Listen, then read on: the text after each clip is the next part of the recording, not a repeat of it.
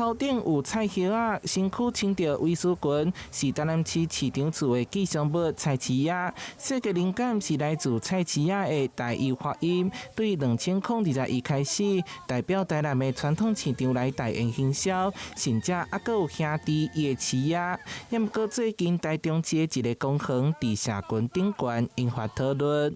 台中市北區中央公有市場在去年7月份拆除，市府投入3500萬，將打造菜市仔公園。只是看台南的菜市仔只有插一個字，予網友質疑有抄襲嫌疑。這一定有這個抄襲性，當然這不讓台南市民看不下去了。我認為台中市民應該會覺得很不好意思的。盧媽媽呢，如果想要這個做菜市仔公園，其實也可以直接來詢問我們的黃偉哲市長。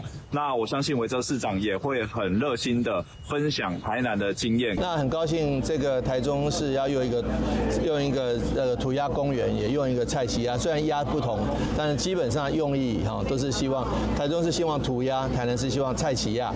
那反正這是好事情。市長黃偉哲認為，好的經驗和學習嘛，不是什麼歹代誌，大家攏來算歪音，未來會當做伙交流行銷。只是菜市仔的周邊商品，顛倒是常常互問講，到底是有開花沒，互問家相當無奈。為了一隻菜市仔，我傷透了腦筋，每次都被人家要到不行，連去過年發紅包，他說我不要紅包，我要菜市仔。我說我沒有那麼多菜市仔。菜市仔、夜市仔是台南市的代表人氣 IP。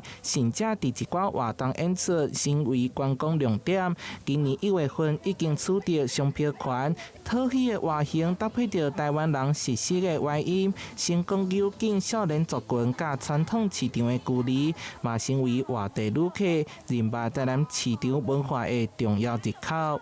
台南新聞社蔡宏報道。